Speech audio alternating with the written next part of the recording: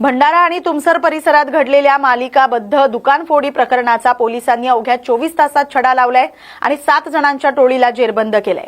विशेष म्हणजे या आरोपींमध्ये 4 विधी संघर्ष बालकांचा समावेश आहे। 8 एप्रिल 2026 च्या रात्री भंडारा शहरासह बेला आणि जवाहर नगर परिसरात तसंच 9 एप्रिल रोजी तुमसर शहरात दुकानांचं शटर फोडून चोरीच्या घटना घडल्या होत्या। या प्रकरणी भंडारा आणि तुमसर पोलीस ठाण्यात गुन्हे दाखल करण्यात आले होते। घटनेची गांभीर्याने दखल घेत स्थानिक गुन्हे शाखेची तपासची सूत्र हाती घेतली आणि अवघ्या 24 तासात आरोपींचा माग काढत त्यांना अटक केली। तपासादरम्यान आरोपींनी तब्बल 32 ठिकाणी चोरी केल्याची कबुली दिली आहे। या कारवाईत सुमारे 79,000 रुपयांचा मुद्देमाल जप्त करण्यात आलाय। दुकानफोडीच्या मालिकेचा छडा लावण्यात पोलिसांना यश आलंय।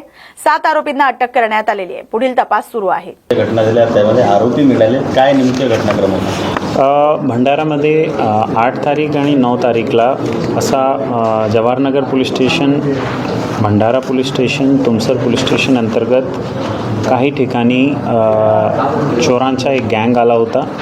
त्यांनी काही दुकान फोडून चोरी करण्याचा प्रयत्न केला, काही ठिकाणी चोरी केली।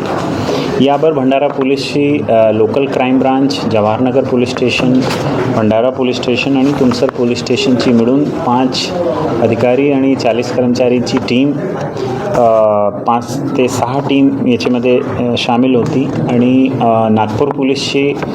नागपूर सिटी पोलीसची वाडी पोलीस स्टेशनची DBची टीमनी मिळून हा आरोपी 12 तासात निष्पन्न केले आणि 24 तासाच्या आत यांना अरेस्टसुद्धा केलेले। हा 7 लोकांचा एक गँग होता, ज्याच्यामध्ये जास्त लोक नागपूर शहराचे आहे। 7 पैकी 5 लोकांना आम्ही अटक केलेली आहे।